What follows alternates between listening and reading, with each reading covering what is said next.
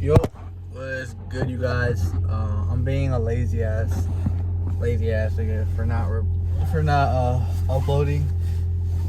I don't know why I can't get into the daily uploads yet for some reason, because I just forgot. Like, I'm just forgetting to record. Like, there's nothing, like, I'm not doing anything like what's it called, wrong or anything. Like, I'm just forgetting to record. But anyway, what's it called? Yeah, so I'm just getting off work right now. I'm gonna try to upload. I'm gonna upload the other videos I record, because I didn't record some, but I didn't record every single day for the past like 7 days. But anyway, more updates on the brand, I should say. I don't even know if I should call it a brand. More so like brand. I'm not gonna call it brand, just my store. So I tested 3 desires. One of them is getting a lot, like pretty much 95% of the spend. And the rest of the 2 desires are not. So I put minimum expense on them last night. Actually, no, last night. And also last night I launched a brand new angle on that same desire that's getting a lot of spend. So yeah, we're gonna see how that plays out.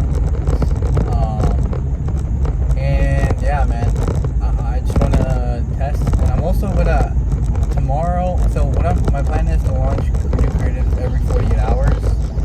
And then once I get to like $1,000 a day in spend, I'm gonna just upload an ad every single day, because it doesn't really matter. Because I don't want to bloat it too much, because like CBO, I want to have like a CBO with like as much consolidation as possible. I want to have like I do want to have like a testing CBO when scaling, because I don't really see the point of having that both. Some people I know do have that, and it doesn't make any sense to me. Like, it would just get so fucking confusing. You'd have like 60 ad sets in one. That would be like way too much, and I would just get fucking confused, bro. But anyway, so that's what my plan is. It's currently day 5 of testing. I haven't checked my metrics. I don't know if I get a sale or anything. Last time I checked, it was like 12, and I didn't get a sale. Or like 2 p.m. I didn't get a sale or anything like that. So yeah. Also, by the way, I changed my offer. I didn't really change it by much. I just added a different free gift with a purchase for the 2nd and 3rd tiers. And also, what I did is I just removed the buy one get one offer instead. So instead of making it buy one get one free, I literally just made it buy one. Because logically speaking, for the product I'm like selling, it just doesn't make any sense to really have 2. And yes, it can offer more value, but at the same time, it's sort of like, I don't want the customer to question like, oh, why? Even though I'm getting like 2, like, what's the point? What's really the point of me having 2? You know? So just thinking about it in my head, it just doesn't really make any sense. I thought it was gonna be good, but who knows? Maybe I made a mistake, but that's how you learn, bro. So the reason I did that was because my ad to cart rate was literally like below 4%, and I'm usually aiming for like 8% or higher. So I need like double that, bro. More than double. So yeah, and yeah, so, and also I've been committing to learning something every single day. And the thing that I've learned mainly is that business is just like physics and math, and of course behavioral psychology, but business is mainly like just fundamental economics and like understanding your numbers very, very fucking well to the T, to the point where you can know every single KPI that you can hit off the top of your head. Like, for example, me, I've been really trying to dial it in my head. Like, now that my margins have changed, my metrics, they changed a little bit too. But now I'm at like the point where my margins are a little bit higher, so my ROAS and BE ROAS is much better. So the whole point, well, I'll just tell you right now, if you're doing e-com, you want to get your BE ROAS as low as possible. Like, the lower it is, if you can make your BE ROAS 1 ROAS, bro, that'd be fucking phenomenal. Like, you don't even have, like, even if you had a shitty ass ad, bro, you would still print. Because imagine that you get like a 1.5 ROAS, you're printing, bro. You're printing. So it's like, it doesn't really like, what's it called? It's really good to have as low possible of a ROAS to be profitable. Because that means you have to do less work. So, but that depends on your funnel economics. So if you want to charge more, then obviously there's this thing called the law of consumption, where the more the people watch of or like read about you or anything like that, the more people know about your brand basically and have awareness of your brand, the more they're gonna pay higher prices. So things like VSLs or like MSLs or anything like that, where people read more or like listen to something more, causes them to charge more premium price. So I don't want to yap too much, but it's just math. Like, it's just math. And when I like think about, like, for me, for example, I know that my exact metrics that I need to hit off the top of my head, like for my cost per add to cart, I need to hit like $8 to $9. And for my initiate, bro, this fucking thing, bro. Oh my goodness, this initiate checkout thing. I'm gonna crash out, bro. Anyway, as I was saying, for my initiate checkout, I need to do like $16 or $17. I think it's like $16.84. I gotta look back at it. Like I said, I just got my new margins in because I had to recalculate them because, you know, I just dropped my old offers and I had to change it up. But yeah, see, like, I know my numbers and I know what exact my break-even ROAS that I need to hit is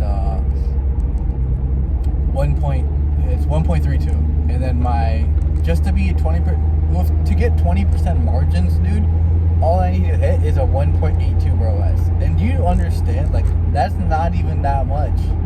That is so fucking little, dude. That's not even that much. So it's not that I still have to put effort, obviously, but that makes it way easier for me to make money, because if I can just charge people more and I have a more premium, and if I could probably increase my margins too, because the thing I'm selling is, I wouldn't say medical, but it's a little bit medical related. So I can honestly charge even more, and I could add like $5 or $10 to my price if I really wanted to. But right now I'm just trying to get as much sales as possible. But once I'll definitely be offer testing at some point. But I can test as much as I want to, honestly, bro. But yeah, that's a thing for another time. But I know that my math, and I understand what I can spend. My break even CPA is $35 and like 84 cents exactly on the fucking dot. And by the way, I'm counting fees as well inside like my thing. Make sure to count your fees. So it's like 2 to 3%. You don't really have to count the refund chargebacks because you shouldn't really have that many. But of course, you will get them. Every single person that runs the store gets them, no matter how good your product is. Some people just always want to scam, but anyway, that's another story, like I said.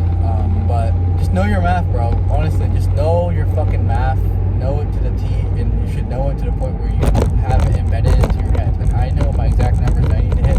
I need to have my CPA to get 20% profit margins. It needs to be 24.82. So that's it. Like, so every single time I fucking look at my ad account, I'm looking at that number. I'm looking for that number. If I'm hitting that number and we're doing that consistently, I don't give a fuck about anything else. As long as my CPC is fine, that's it. Like, some people are like, oh, I'm worrying about my CPMs. They're like, oh, they're fucking to $300. Like, honestly, dude, if my CPC is low, like if my CPC is $2 or below, I don't really care about anything else. Like, CTR, yeah, that's true. CPM is like the third thing that you should focus on, but anything else is honestly just useless. So, yeah, just getting better at reading data. And I think the most important thing is just getting your math down, because if you can get your math down, then you know what exactly like to look for. Like, humans like direction, and if you don't want to give yourself direction when you're doing this business shit, dude, you're gonna get fucking steamrolled by people that do.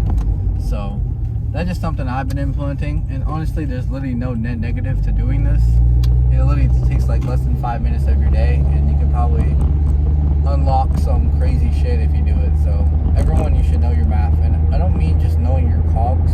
I literally mean also knowing how much you can spend for one person to add to your cart and add to your checkout.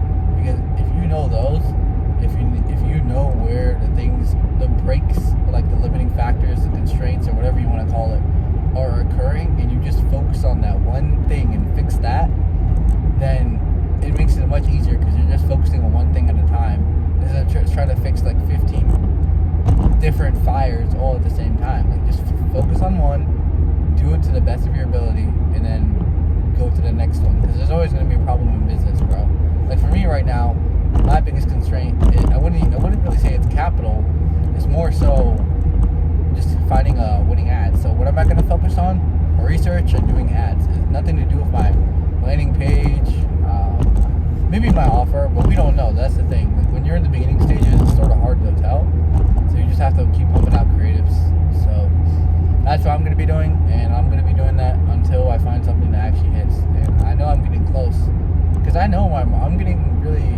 I don't know my marketing insanely well, but I personally feel like I'm getting better at understanding my market. So I've been reading like Reddit and Amazon for pretty much every other day, almost every single day, and just looking at what my market looks at, and reading, understanding the way they speak, what solutions they tried, what triggers them, anything and everything you think of,